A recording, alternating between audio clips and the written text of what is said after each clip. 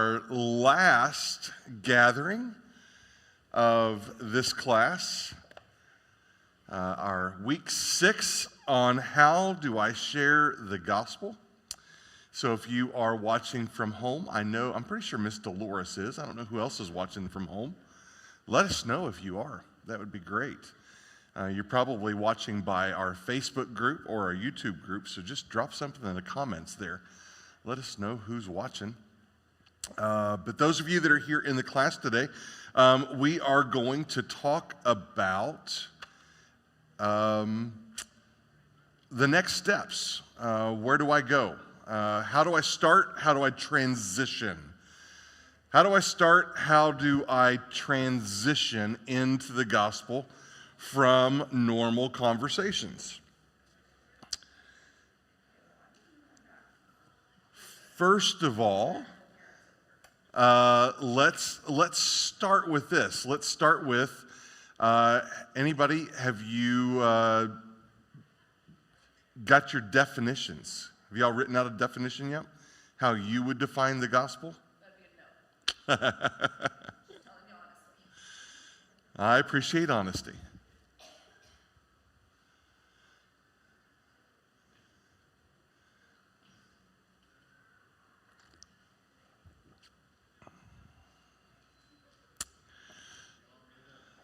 What's that?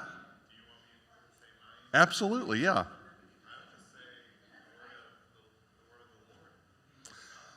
The gospel is the word of God?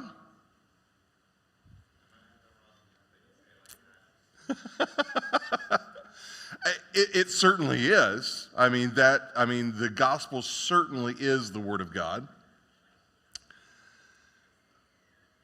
But as we've been talking about the gospel over the last 6 weeks, how do we define it?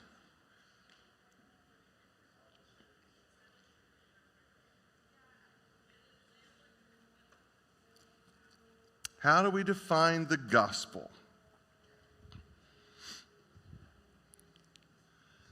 In your resources, in our group under Crossroads University, you would find a working definition. But what we've been trying to do is to put that definition into our own words.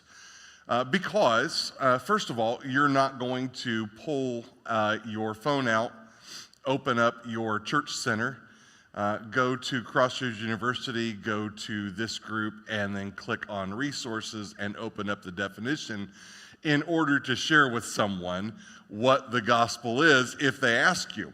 Remember, 1 Peter tells us to always be ready to give an answer for the hope that is in us. Be ready to give a defense. Be ready to give an answer when someone comes to and asks you.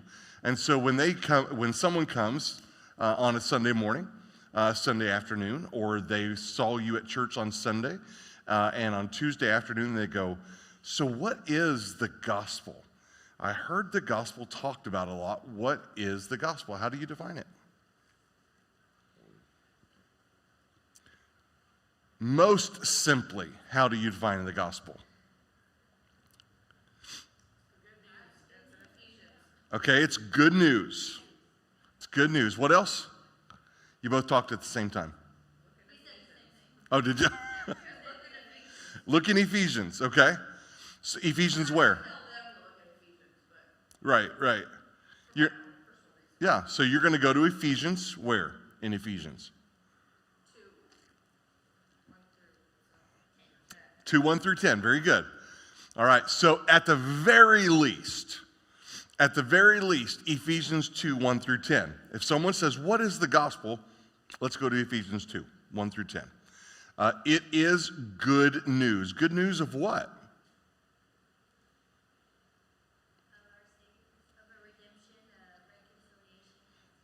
Okay. Good news of redemption. Of reconciliation back to God. How? Through Jesus Christ. How does that work?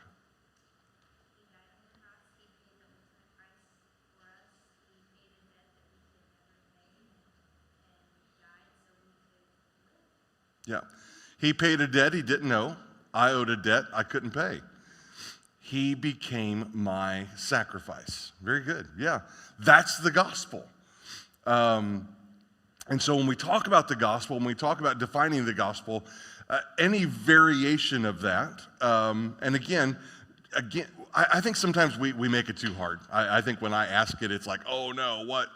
But yeah, what is the gospel? What is your redemption story? Is a really great place to start.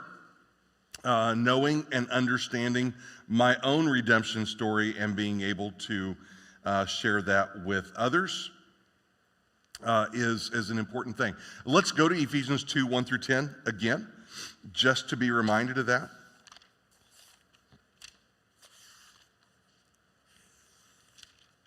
Ephesians 2, 1 through 10.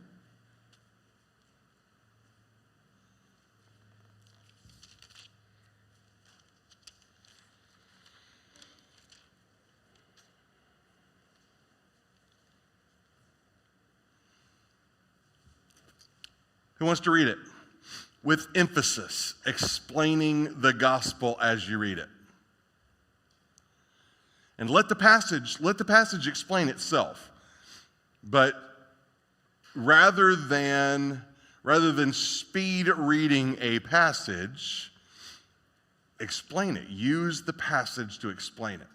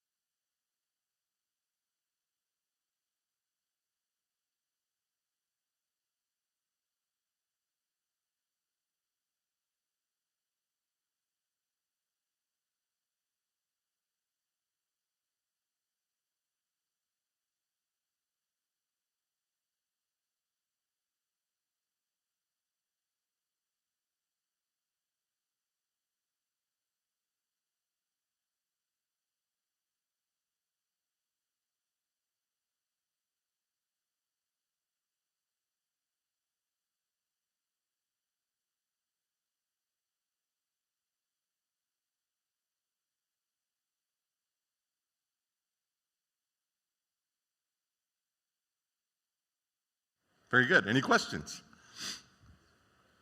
Any questions on how you would explain the gospel? We get it, right? We get it. It's good news. Jesus, I mean, we're dead. We were dead in trespasses and sins, and we could not save ourselves. Jesus became, the Son of God, became our substitute and died on the cross for us. Any questions on defining the gospel? All right, so we went through some common obstacles last week and the week before. And one of the obstacles is, how do I start? And so today we wanted to just kind of talk a little bit about beginning or transitioning that conversation. How do you do that? So let's talk about, what do you do before a conversation? There are some things you might want to do before a conversation in order to be able to transition that conversation well. What would those be?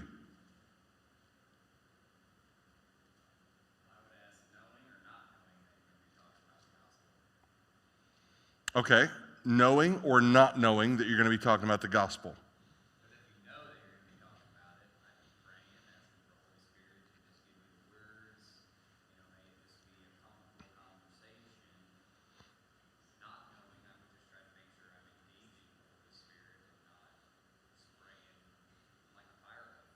Yeah. Okay? Here would be my answer to that. Yes. Planning to talk about the gospel. Pray, planning to talk about the gospel. Whether I'm meeting with Tony, who I know is a born-again believer, I plan to talk about the gospel.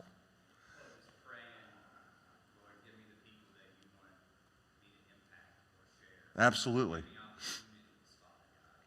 Yeah, praying for people of peace. And then if an opportunity comes, don't over question it in analysis of the paralysis of all that. You prayed, God followed through. Absolutely. It may not be in a minute, it may be in an hour or a week or a month. The question is, just like we are already are to be in our walk, is be ready, be prepared. Yeah. Put the oxygen mask on yourself first. Right. Absolutely. Yeah. And we talked about some of those things in the obstacles, how to overcome those obstacles last week. Be ready, be prepared. And I would say this, plan every conversation, whether you're talking to a patient, whether you're talking to a client, whether you're talking to a friend that you go to church with, plan to talk about the gospel. Plan that the gospel is going to be a part of your conversation. Why is that important? Again, if I'm getting together, we're having a belated Father's Day lunch today. And so I'm going to be sitting down with Brooke and Brian and Sophie and Sharon and having lunch together today. I plan to talk about the gospel. The gospel is going to be a part of our conversation. It's going to come up. It's going to be churned over. It's going to be mulled over. It's going to be discussed. Why? If I'm sitting with 4 other people that already know Jesus, why would I be talking about the gospel? Absolutely. It's our life. It's central. It's central to our lives. And so it should be very, very natural for us to go into every conversation. If Jesus is who we sing he is, we're going to sing some great songs this morning. And we're going to sing a lot about who Jesus is to us.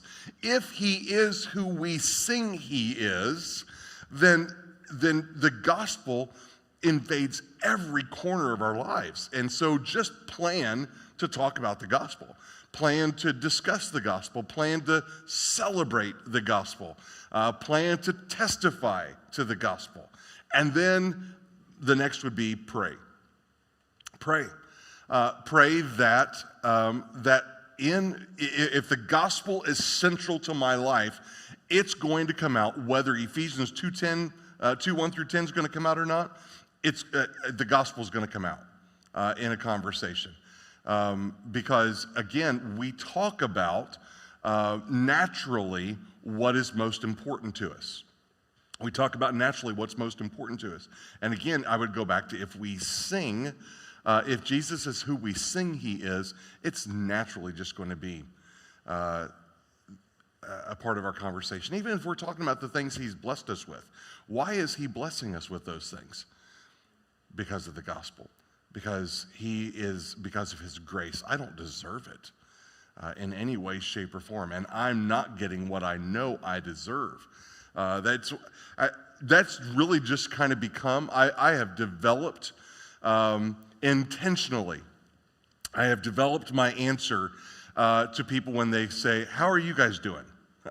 I've developed it. It's, and it's not a pat answer. I mean, we have a lot of pat answers, don't we? Where people could say, people say, hey, how are you? Some people say, better than I deserve. There's the gospel in that, who was it? Oh man, I'm trying to think. We had a guy in the church. We had a guy in the church who used to say, better than I deserve. And then we had another guy that used to say, couldn't be better if I was twins. That was just his answer, how you doing? Couldn't be better if I was twins. So, we all have our answers. Most of us, our answer is fine or good. Yeah. And I've just determined intentionally that because I plan for the gospel to be a part of every conversation, that my answer is more along the lines of, we are so extremely blessed. God has been so merciful and so gracious to us. There's just nothing. I can't think of a thing that I have a right to complain about. That's intentional. That's planning to share the gospel. That's planting the seeds of the gospel. Now, again, if people don't want to talk about Jesus, they just change the subject at that point. If the Spirit's working, there's opportunity that they may go, wow, isn't that the truth? That's great. And you can develop conversations into it, all right? So plan to talk about the gospel. Plan that the gospel is going to be a part of every conversation in your life, even with your spouses. Sometimes we get to the point where we go, oh, they're a Christian. We go to church together. We do this together. We don't need to talk about spiritual things. That just doesn't make a lot of sense, right? Doesn't make a lot of sense. So plan and pray. So how do you transition? You're having a conversation with someone. Excuse me for just a minute. My nose is running. I know.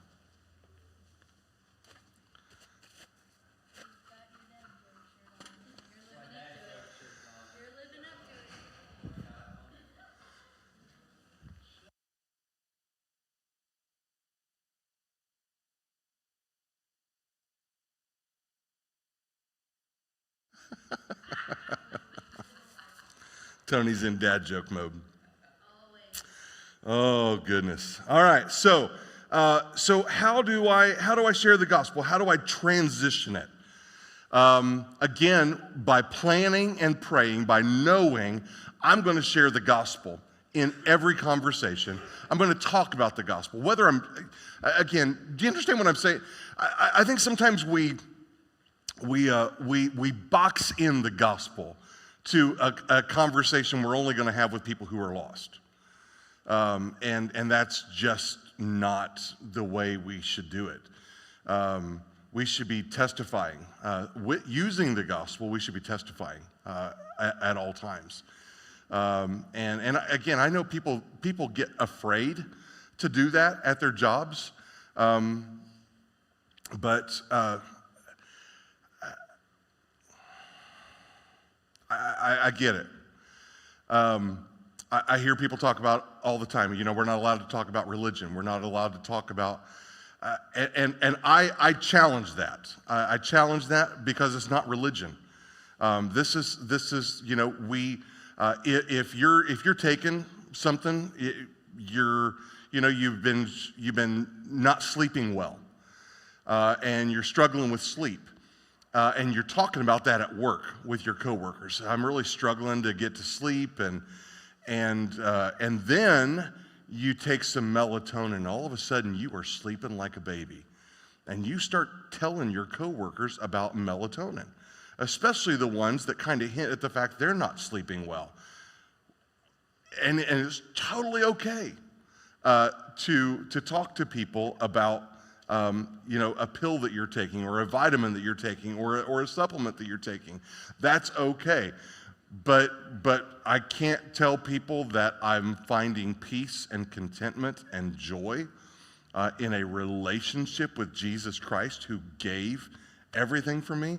You're not, listen, there's a difference between talking about your relationship with someone who's changed your life and promoting a religion.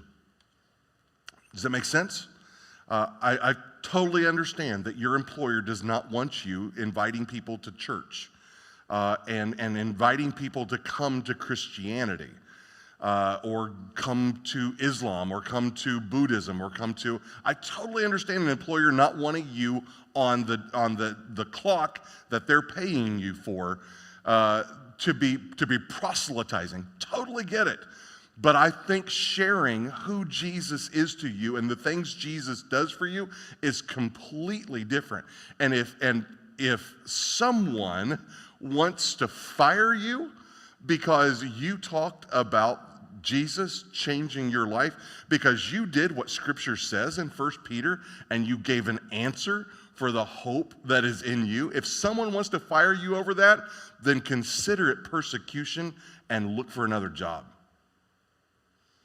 I believe that it is a sin against God to try to fail to talk about Jesus in a natural way out of fear for your job, because that job came from Jesus in the first place. Yeah.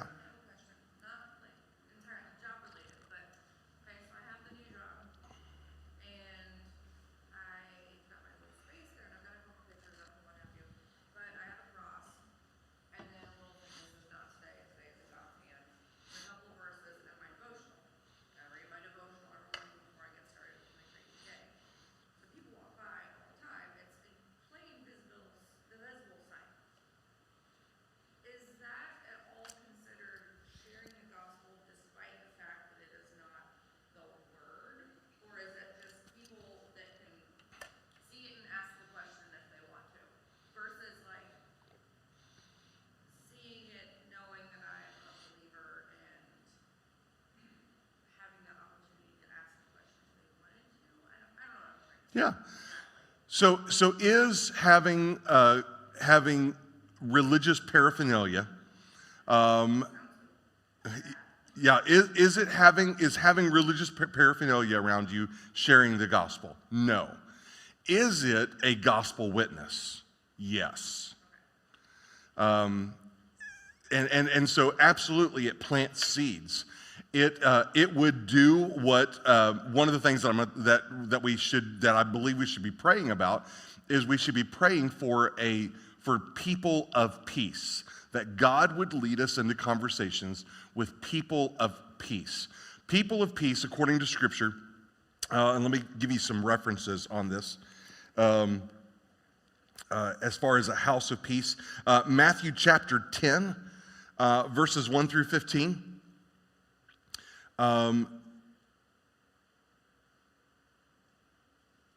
And Luke chapter 10, verses 1 through 11. What did you say for Matthew? Matthew 10, 1 through 15.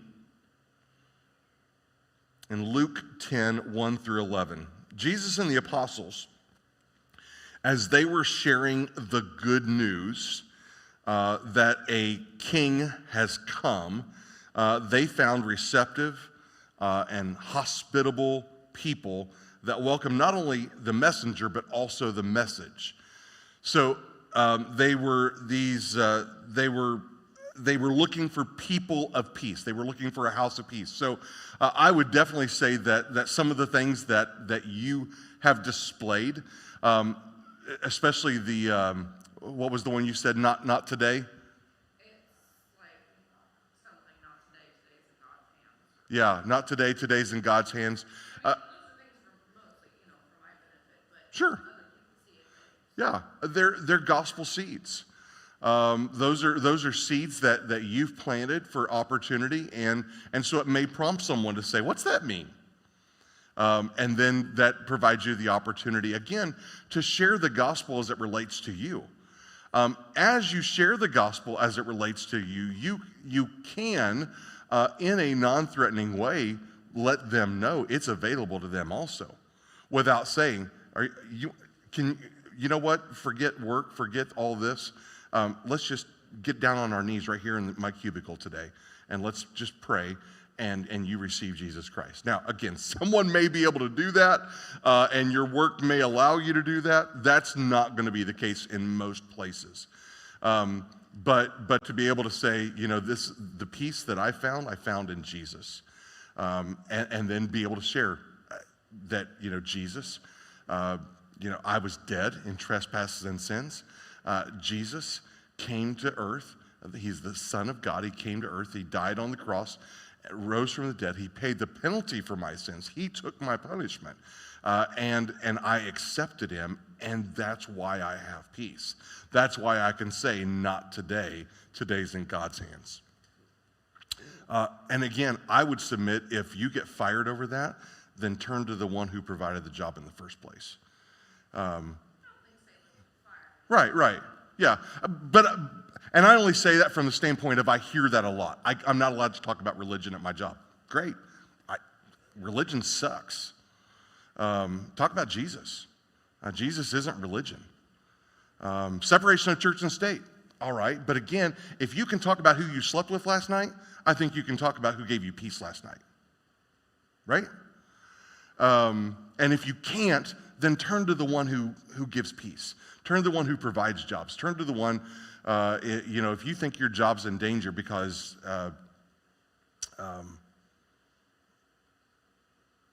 you might get fired or someone might report you. Someone may say, you're harassing them religiously.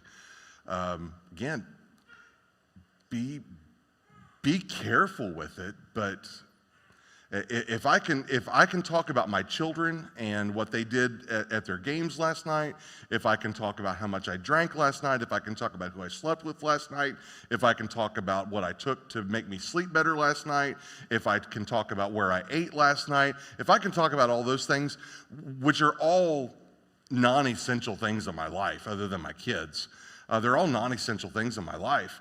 If I can talk about those, I should be able to talk about what is central to my life, and that is the gospel. Well, and I feel like too, not the whole discussion, but like that may encourage other people who are believers to not feel so like they can't express it either. You know what I mean? Yeah. Give them the courage, I guess. I don't know what I'm trying to say, but maybe other people can feel like they can share those things too, where they were maybe afraid to do it before because they were the only ones. Yeah. In our Romans 12, our group that we're doing, it talked about like who is your identity and what have you, and I was like kind of afraid to put myself up because I didn't know what my identity would be compared to all these new people, but I was just kind of like, I don't really care, I'm gonna do it anyway. Yeah. Very good. Yeah. Will I get made fun of? Maybe. Will I get fired? Maybe. Again, I am not advocating get your Bible out and say, let me just take a moment. I heard you talking about you sleeping with other people last night, so I want to tell you what I did last night. So let me get my Bible out. In Ephesians chapter 2, let's just talk about my relationship with Jesus. Let's have a Bible study here at work. That's not what I'm saying. You deserve to get fired for something like that. So that's not what I'm promoting at all. I'm just saying this is something that is personal. This is something that is actively a part of my life every minute of every day of my life. And so I should be able to naturally share it. I should be willing to naturally share it. I should be able to naturally share it. And if I'm unable, then I need to depend on the one who sustains me to get me through whatever those trials might be. Consider it persecution.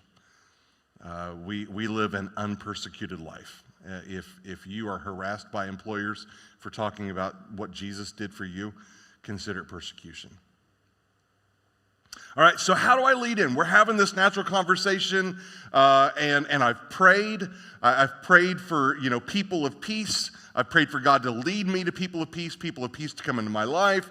I've prepared. I planned to share the gospel. I planned to talk about the gospel. I plan to live out the gospel. I've prayed for opportunities, prayed for the right opportunities. Now we're talking about life. We're talking about kids. We're talking about family. We're talking about work. We're talking about our employer. We're talking about wages. We're talking about dad jokes. We're talking about, whatever, we're telling jokes, whatever we're doing, but we're having a conversation.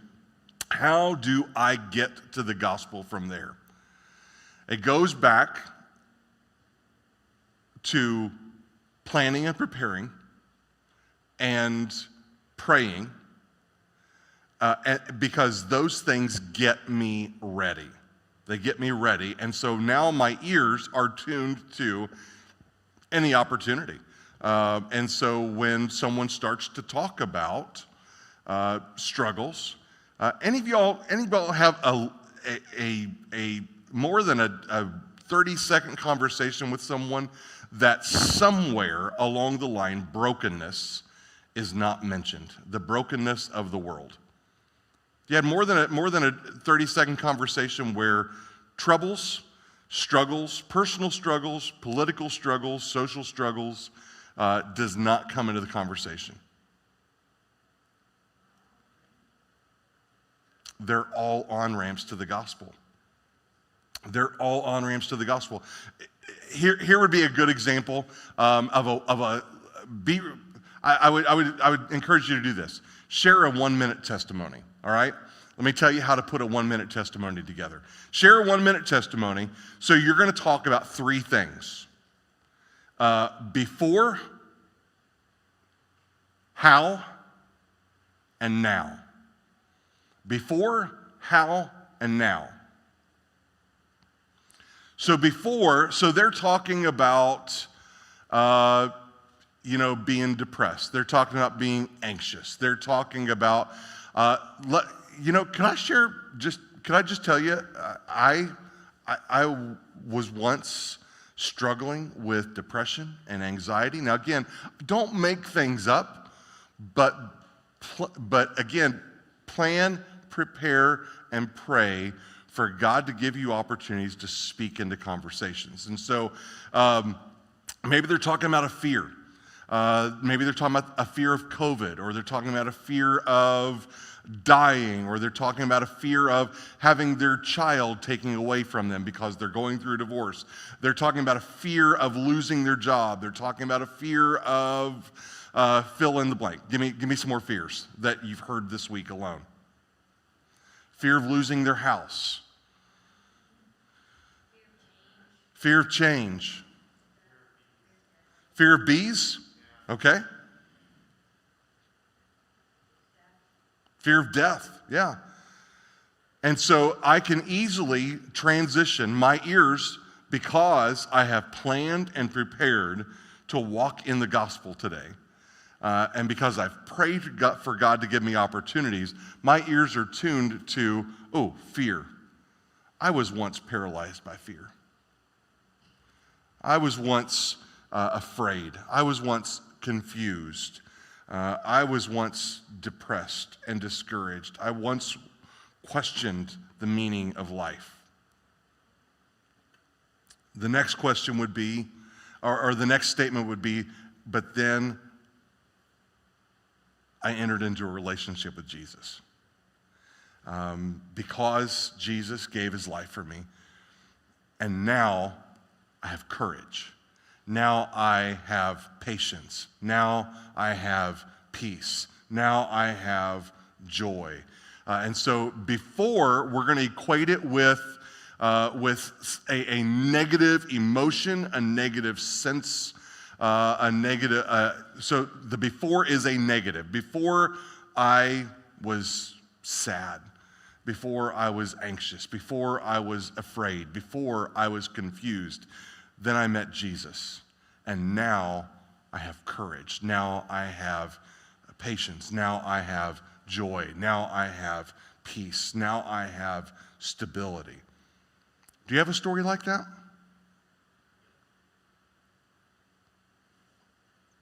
And then let them tell it. 1 minute. Before, I was this. Then I met Jesus. Then I began a relationship with Jesus. Then Jesus knocked me off my feet. Then Jesus came into my life. And now I have this. And then follow that up with the question, do you have a story like that?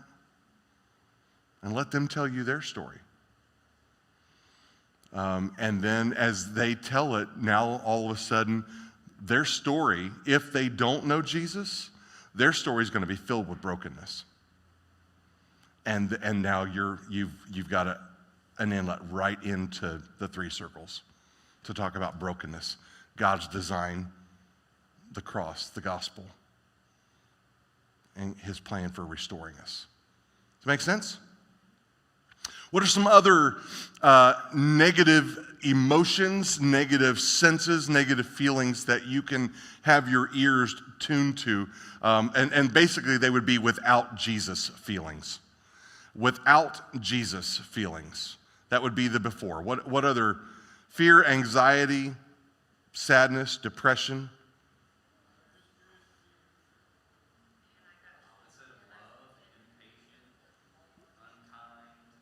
Hateful, yeah. Hatred, hatefulness. There was a time I was a hateful person. There was a time I was a very pessimistic person. There was a time that I was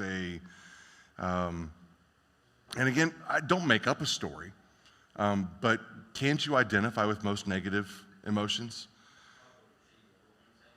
I've seen like me, you have coworker, friends, whatever, saying, man, I got so drunk, blah, blah, blah. And started out with one side and then done. Yeah, Yeah, yeah. There was a time I was looking for fulfillment. Yeah, yeah, absolutely. I like how you kind of segued that too, because I've never done that. But they're like, yeah, there was a time where I was doing things to just please myself, or whatever. Yeah, yeah. Coming off like judgmental. Right, right. Yeah, yeah, absolutely. And that makes it sound so easy to do for sure. What's that? The way you're saying, that the one with the testimony, that just makes it sound so easy. Yeah. And again, a lot of times it's because we have these fears that we don't know what to do with them. We have these fears of rejection. We have these fears of transition. We have these fears of whatever the consequences might be of sharing the gospel. But the key really is I would go back. I would go back to what do you do? What do you do in how do you overcome these obstacles? Is one, I would say, make sure it's personal. Make sure you have a Jesus story. And think it through. Because sometimes we think sharing the gospel is going down on the street corner at the plaza and holding the Bible and preaching to people as they walk by. And we're terrified of that. Can I be honest? I'd be terrified of that. I've never done that. Well, back in my 20s, we did it in Chicago, but it felt different. Chicago was a big city. Nobody knew you anyway. Nobody'd ever see you again. But yeah, we did street preaching in Chicago. It was part of my training. But yeah, I'm terrified to do that. But that's not what sharing the gospel is. That's not what being gospel-centered and gospel-focused is. Yes, ma'am. Do you think that as you're preparing to share your testimony, it's a good reminder each morning as you're getting up and you're praying over those things, the joy that you should be living out? It's accountability. It's not just about sharing the gospel, but as you're reminding yourself, it's why am I at my job? Why am I doing what I'm doing today? Why am I living out what I'm saying and making sure that those things align? And if you're not, that's okay for the moment, but making sure that you explain that through so that it doesn't come off preachy. I get stressed at my job, and I know that damages my witness, but then when I'm asked, like, why do you do this? And then it's the reminder of, what, my job is very stressful, and I carry it the wrong way sometimes, but I do this because this is what God has called me to do. And it opens up a door and an opportunity, but if I'm waking up every morning going in with a gospel mindset, then it's refocusing what I'm doing in my day and making sure that I'm actually living out the witness, because people aren't going to be receptive to listening to you and hearing about the gospel if you're not actually living it out. Yeah, yeah. Great example, because we can be so stressed out at work, and then when someone is telling us something about stress, we go, well, I used to be stressed, but Jesus. Yeah, wait a minute. Weren't you? Why are you telling me about overcoming stress when you were just, this ball of anxiety like 1 hour ago? Absolutely. So yeah, make it personal. And before you plan and prepare to share the gospel, before you pray over how you're going to share the gospel, live out the gospel. Make sure it's personal. Live out the gospel. And a lot of times living out the gospel is dying to self. Dying to self first, which I have to do every morning. I have to die to self. I wake up with gospel amnesia every morning. I wake up thinking about myself. I wake up thinking about what I have to do. I wake up thinking about what I want to do. I wake up thinking about the state and the condition of my life. I wake up thinking about my troubles. I wake up thinking about my pain. I wake up thinking about my illnesses. I wake up thinking about and I have to die to self every morning. And that's the greatest first step to making it personal. If I'm living out the gospel, it's going to come out of my mouth. If I'm walking in the good news, it's going to come out of my mouth. But again, the mechanics of it sometimes scares us. And so that 1 minute testimony, before, now, or before, how, and now. So before, or you could call it but then. Before I was this, but then, and then now. And that can be shared in 1 minute. Do you have a story like that? And you can listen for whether or not Jesus is a part of that story or not. All right? Good deal. If you have any questions, let me know. We are done. Don't forget, I'll announce it at 10:30 also, but no 9:30 next Sunday and no 9:30 the Sunday after. Everybody gets to sleep in for the next 2 Sundays. All right, you're dismissed. Dismissed.